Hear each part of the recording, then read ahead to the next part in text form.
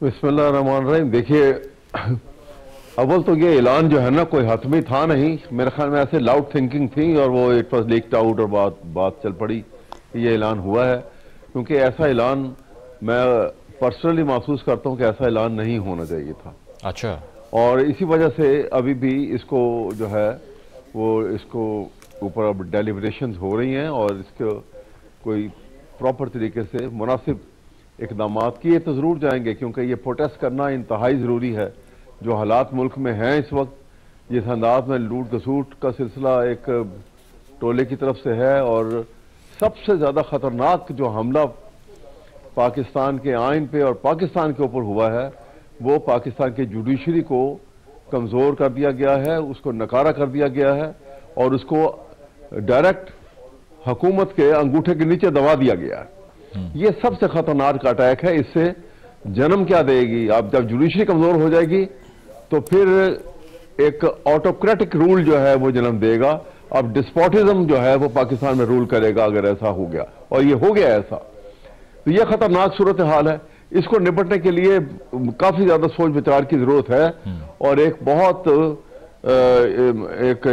एक comprehensive programme इसका ऊपर बनाया जाएगा जो कंटिन्यू रहेगा।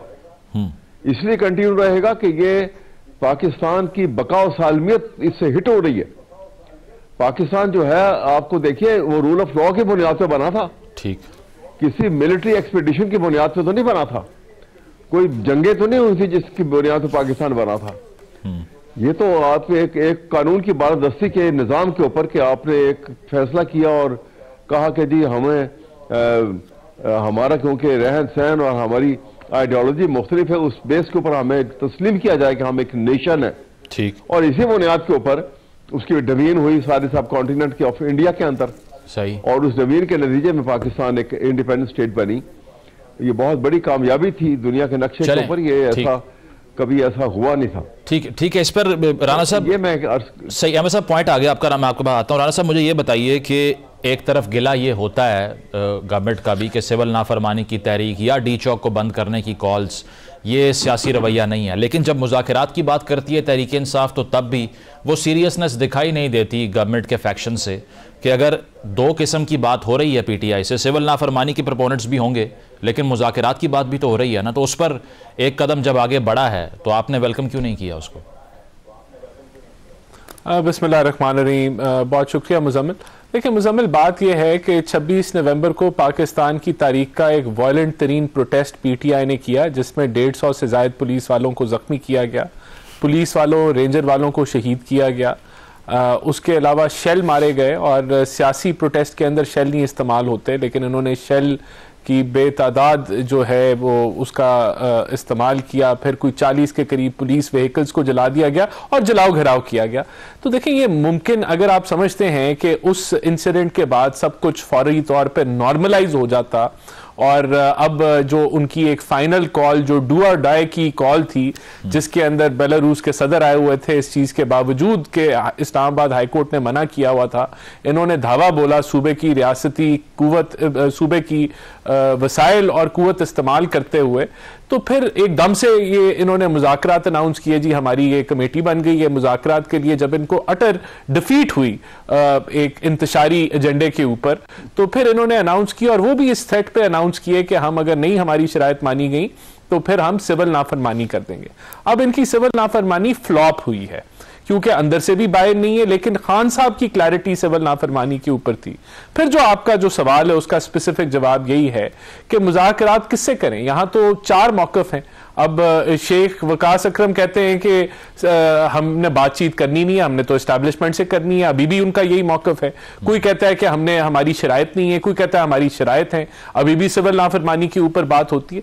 तो देखें ये जमात जो है जो झूठा प्रोपेगेंडा करे पाकिस्तान की साख खराब करने के लिए, दुनिया भर में झूठा डंडोरा पीटे, प्रोपेगेंडा करे गोली किसने चलाई, जबकि गोलियां तो ये लेके आए थे, इन्होंने चलाई। लेकिन जो आपने कहा ना 26 नवंबर नवंबर की जो आपने बात की, आप उस पर जो एक विक्टिम नैरेटिव है ना सोशल मीडिया की या मेन स्ट्रीम मीडिया के डिस्कोर्स की बात कर लें तो वो पीटीआई का है। वो ये कह रहे हैं कि 26 नवंबर को ताकत का इस्तेमाल आपने किया और बैरिस्टर गौर साहब तो एक मुकामी अदालत में जाके दरख्वास्त भी दायर कर चुके हैं कि वज़ीर आज़म साहब के खिलाफ मुकदमा दर्ज किया जाए। तो आप जो बात कर रहे हैं उसको कोई बाय भी कर रहा है या नहीं? This is also a question. नहीं, मैं तो उस दिन से बता रहा हूं, हमें तो जो इंफॉर्मेशन मैं आपको दे रहा हूं, it is a verified information जो कैबिनेट के सामने प्लेस की गई। इससे ज्यादा वायलेंट प्रोटेस्ट पाकिस्तान की तारीख में नहीं हुआ। अब मुझे बताएं कौन सा प्रोटेस्ट है सियासी तौर पे जो कंटेनरों को रुई की तरह उठा के आगे पीछे कर रहा था? रुई की तरह कैसे? क्योंकि सूबे के वसाइल थे, सूबे की क्रेनें थी, यहां जो है वो शेल बरसाए गए। तो ये मैं आपको जो कुछ बता रहा हूं इट इज वेरीफाइड। 8 ऐसे पुलिस वाले जिनके बुलेट वुंड्स हैं, अफगानी नेशनल पकड़े गए, फिर उसके अलावा यानी कि असला बरामद किया गया, बहुत कुछ। ये दिस इज और पुलिस जो है और लॉ जो है वो it is taking it's due course. Cases बनाए जा रहे हैं इस चीज के ऊपर और इनका जो बयानिया, और मैं ये भी ऑन रिकॉर्ड बता दूं कि ये सारी लॉ एनफोर्समेंट ने ऑन रिकॉर्ड ये बयान दिया है कि हमने तो एक गोली नहीं चलाई, not a single bullet was fired from the government side, चाहे कोई भी लॉ एनफोर्समेंट की एजेंसी हो, कोई भी हो।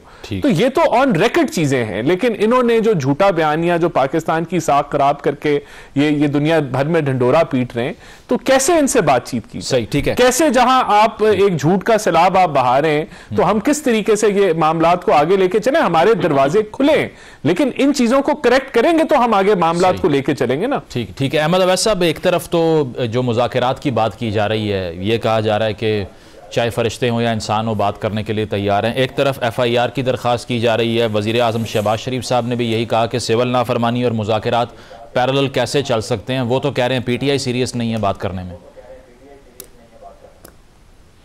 देखिए, बात ये है, ये अपनी असलियत को क्यों भूल जाते हैं? इनकी असलियत तो ये है कि एक इनमें से इस काबिल नहीं है मेजॉरिटी ऑफ देम कि पार्लियामेंट के पास से गुजर सके। वो पार्लियामेंट के अंदर भी घुसे हुए हैं, ओथ लेके वज़रा भी बने हुए हैं और प्राइम मिनिस्टर भी बने हुए हैं, और दुनिया में तमाशा बना हुआ पाकिस्तान का। चलो उस बात को छोड़ दें, हुकूमत बन गई इनकी। अब जब हुकूमत बन गई तो इन्होंने एक सांस में कहा शहबाज शरीफ ने कि जी हम तो मुज़ाकरात के लिए तैयार हैं, दूसरे सांस में कहा कि जी ये इनके हमने फैसला कर लिया है कि इनकी पार्टी को बैन कर देना है, हमने बैन लगा देना है उसके ऊपर। अच्छा, उसके बाद आगे चले, आगे बातचीत हुई है, फिर हुआ कि बातचीत जो है वो शुरू करते हैं और बातचीत होगी। नहीं अहमद साहब, उसके जवाब में आपने भी कहा ना कि बात करने को हम भी तैयार हैं, लेकिन एस्टैब्लिशमेंट से नहीं। हमने वो एस्टैब्लिशमेंट से तो कहा, लेकिन हमने तो इनसे बात से इनकार नहीं किया। हमने कहा कि असल वो हमने एस्टैब्लिशमेंट का इसलिए कहा कि एस्टैब्लिशमेंट और इनका रिश्ता जो है वो खालिक और मखलूक का रिश्ता है। अच्छा, तो हमने कहा कि भाई बात करनी है तो हम खालिक से बात करेंगे। जो ये सारी तब्दीली आई है, जो लेकर आए हैं उनसे बात करेंगे, और जो ये एक आगे बाकायदा उनके इशारों के ऊपर जो नाच रहे हैं और ये हरकतें कर रहे हैं जिस किस्म की, और हर बात पूछ के ये बात करते हैं, उससे ना आगे जाते हैं ना पीछे जाते हैं। और पाकिस्तान के आइन का हुड़िया किसके कहने पे इन्होंने बिगाड़ दिया? इन्होंने अपने सर्वाइवल के लिए ख्याल नहीं किया कि इस मुल्क में अगर आइन का यह हाल हो जाएगा, ये मुल्क सर्वाइव कैसे करेगा? कभी कोई दुनिया का मुल्क ऐसा है जो जहां पे एग्जीक्यूटिव अथॉरिटी जो है वो पाकिस्तान की जुडिशरी को कंट्रोल करे और ये दुनिया की किसी मुल्क के वो कंट्रोल करे, तो वो मुल्क सर्वाइव करेगा? कभी कभी नहीं करेगा। ये वो तबाही इन्होंने पाकिस्तान के साथ खेली है।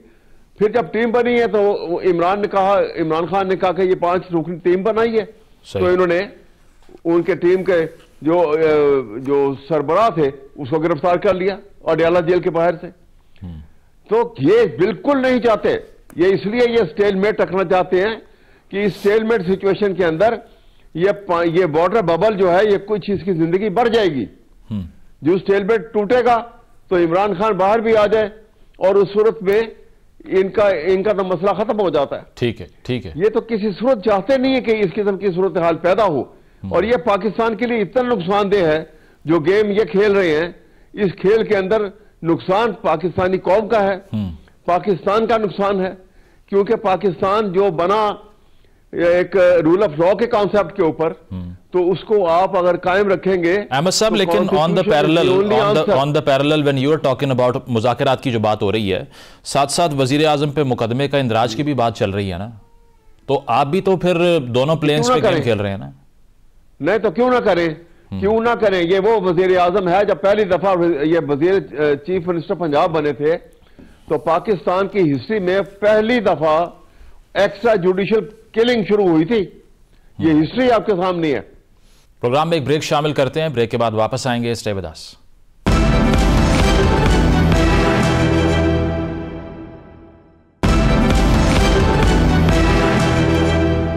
वेलकम बैक नाज़रीन, गुफ्तगू के सिलसिले को आगे बढ़ाते हैं। राना साहब, मुझे